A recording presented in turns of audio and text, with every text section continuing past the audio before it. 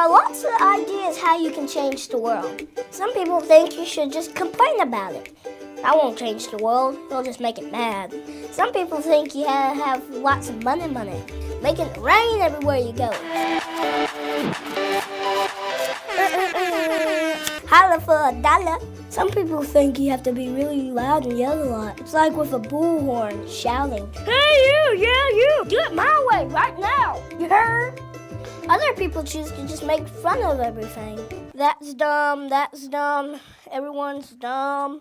It's easier to make fun of stuff, but it's cooler to make stuff. Some people think changing the world can only be done by the smartest person in the world. Just put them in a room, let them figure it out. The solution of world hunger? Food. Wow, that was so amazing. Some people see the bad in the world and they just decide to ignore it, but that won't help anything. Some people think you have to be really famous and super cool. In fact, lots of people think you have to be really powerful to make a difference, like being mayor or senator or president. But the truth is, a title doesn't make you more important. The world is changed by you. It's one person filled with love. And they just have to live it out, so they do something awesome. Then that person is filled with love, and they do something awesome. It just goes on and on and on and on. And the next thing you know, everything's awesome. Some people think it's impossible to change the world. It's impossible to change the world. Well, you can see why they could think that. Living in the world with kids who are hungry, people who are homeless, families weren't happy. I'm just trying to figure it out like everybody else, man. I do know this, though. Next time you feel overwhelmed or totally alone, remember this. Things don't have to be the way they are. The world is changed by ordinary people. Little people living out big love. And that's what gives the world a reason to dance. Donate blood! You can get your license at 16, but you can also have a license to save lives.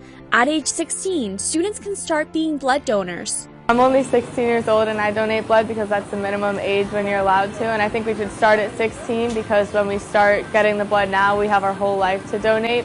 I am 16. I started donating blood because my grandfather, he ended up having a heart attack and he was going through some heart surgery and he needed blood. I donate blood in order to save lives and help people out, and that's why I'm part of the committee. High school students play a major role in their community by donating blood.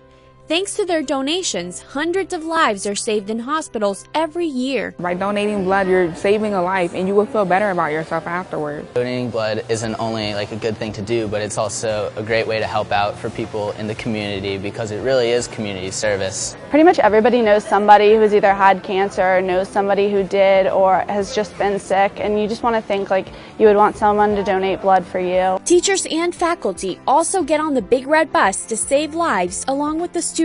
I feel that it is my obligation to show my other students how important it is to donate blood and to give back. To me, this is the best kind of learning that takes place on our school campus because students are really learning to be good citizens of this country. Starting this young and knowing how that giving back to the community is very important, that makes me very proud of them. Unfortunately, you never know when you could be a recipient of the generosity of other blood donors. Every high school student has a reason why he or she donates blood at their school, but each time they share their power by donating blood, they are saving lives. For One Blood, I'm Stephanie Zorin.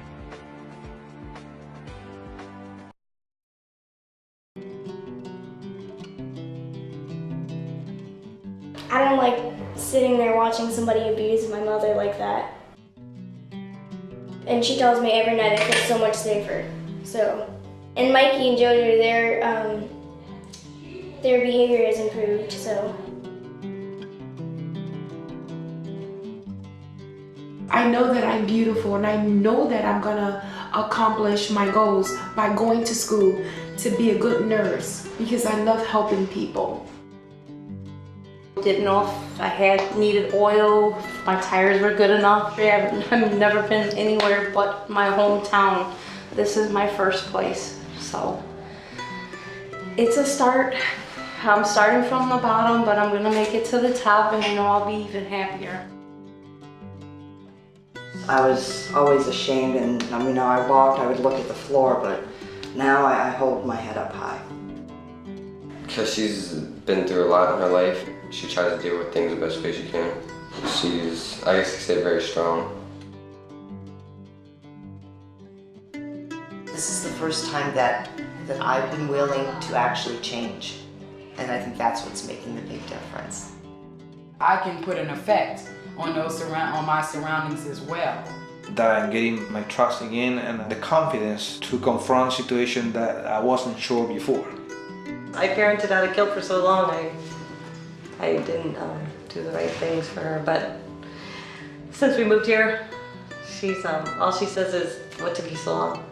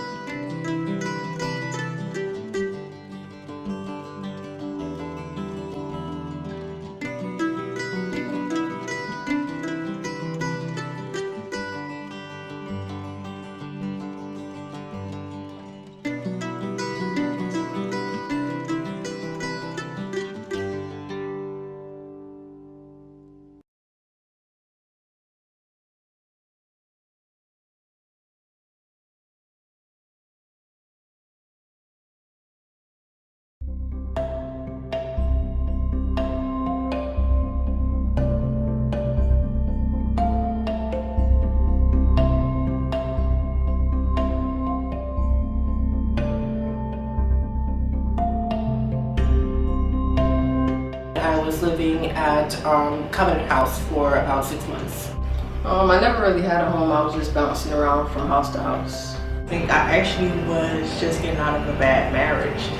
So I was sleeping on my sister's couch. I was living at Covenant House, Florida, on and off for 3 years. I was actually living in my car. Was just fresh out of high school.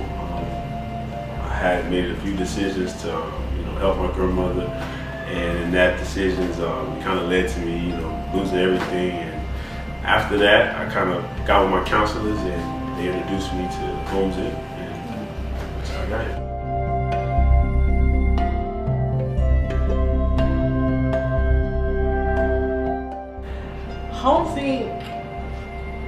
H.O.M.E.S, when I first came to H.O.M.E.S, I was in between a rock and a hard place, and they was the ones who first started to show me, they pushed me to go to school. They gave me internships. They gave me opportunities. I was able to do things, see things and experience things that if I didn't come to H.O.M.E.S, I wouldn't have been able to see, and I wouldn't knew it was possible to get my daughter out of the situation that we was in. It helps me because to me it's a dream come true, because I always wanted a place like this ever since I was 17 turning 18. Because it's affordable for me, so I don't have to stress and feel overwhelmed by society, and it helps me keep me on the right track. And also I feel support, but it's also not too suffocating to where it's they still let me be an adult, but they still help me a lot, so I don't feel like I'm alone in the world. Between the job coaching, the paying the rent enforcements, the rules, the guidelines, the guidance, the job opportunities, school opportunities, list goes on. Oh man, it was just being stable. Just being able to just sit down and know that I could breathe. I got my bills paid, a roof over my head, and food in the refrigerator. Everything else, I can work it out and get it done.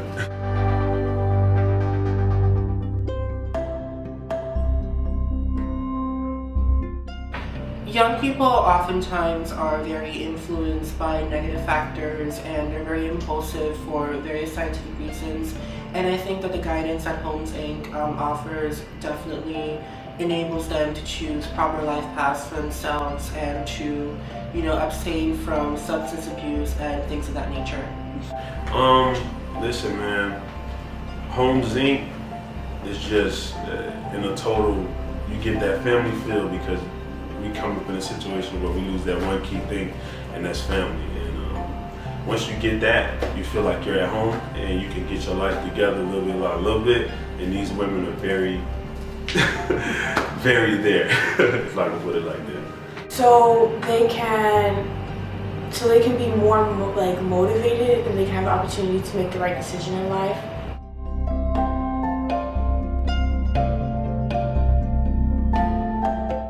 I'm currently going to school full-time. I'm going for my social work degree at BSW. Hopefully I'll be able to get a BSW by the time I leave H.O.M.E.S Inc. I am also currently working in the electronics department of Target, and so far my life is pretty good. I'm living off Davie Boulevard currently in a one-bedroom apartment, and I work at an elevator warehouse in Pompano. I live in Miami. Right now, I'm studying psychology to be a psychology major. I work at my school. I go to Miami-Dade and work at Miami-Dade College. And all I do is go to school, home, and work. Whenever I'm in Broward, I make sure I come visit H.O.M.E.S Inc. Awesome. Well, as regards for work and school, I'm out of school now. I got my associates in college. Down in Miami, I have my own landscaping company. It's called Budget Professional Services. I have it registered as an LLC. And, I just go to work every day, and that's what I do.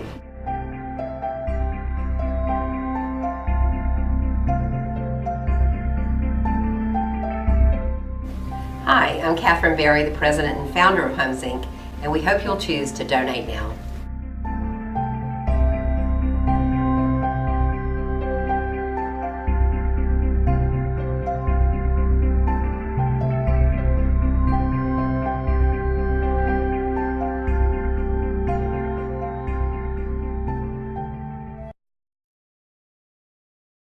We can make the soldiers feel better, so it will feel happy. And that is just what these kids plan to do. Armed with pencils, crayons, and paper, they're sending messages of hope to their heroes overseas. I said, I wish I knew more about you because I don't know anything about you. And I said, I hope you don't get hurt. I wrote, will you send me a picture soon? And I hope you are safe. These personalized letters have a special destination. They're being sent to Frankfurt alumni Dean Goki and the rest of his unit serving in Afghanistan. He went to Frankfurt. I know his mom. It's just, we're all really close in Frankfurt. It's a small town with a big heart. And in this classroom, kids are learning more than how to cross their T's and dot their I's. They're beginning to understand you're never too young to make a difference, even if your only weapons are a letter and a smile. A lot of soldiers are sad because they miss their families, and we're waiting one to a special soldier, and that is sad. I feel like there's nothing better than to get a note in the mail from, a little first grader who sometimes spells things wrong and has the cutest drawings. So I think it'll make them smile at least.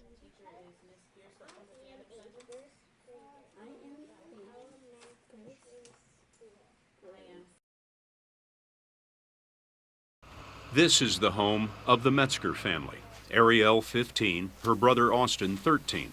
Their mother died when they were very young. Their dad, Tom, is a carpenter who's been looking for work ever since Florida's construction industry collapsed. When foreclosure took their house, he bought the truck with his last $1,000. How long have you been living in this truck? About 5 months. What's that like? It's an adventure. Yeah, that's how we see it. Yeah, it's not really that much of an embarrassment. I mean, it's only life. You do what you need to do, right? Hi, Daddy. The Metzgers blend in with more than 1,100 homeless students in the Seminole County schools. At Castleberry School, we met 15 students who've been living in cars. Well, I worried that someone would just break in and steal my mom's purse. Jade Wiley is 8 years old. She spent 3 weeks living in her car. Did you think you were ever going to get out of the car? I thought I was going to be stuck in the car. And how did you get out of the car? Well, there's this nice lady named Beth, and then she gave us a lot of money so we could stay at the hotel, and now I'm staying at the hotel.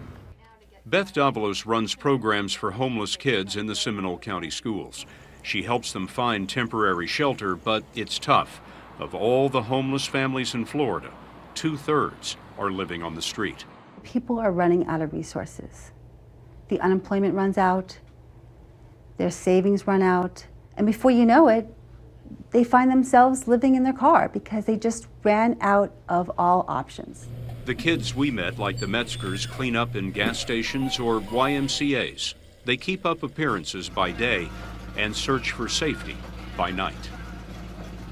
You sound very adult to me. You had to grow up pretty fast. Yeah. Every time I see like a teenager or any other kid fighting with their parents or arguing with them and like not doing what they're told, it really hurts me because they could be in my shoes, and of course I don't want them to be in my shoes, but they need to learn to appreciate what they have and who they have in their life because it may be the last day they might have it.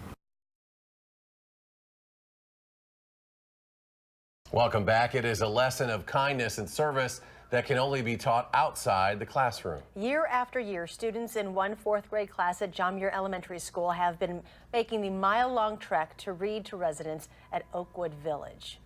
He'll find an old kite and he'll want to make one himself. Students in Cindy Desjardins' class choose books and read to the residents once a month. Miss D says she's been taking her class to Oakwood Village for over 10 years now. And not only do the students spend an hour reading, but they also sing from time to time.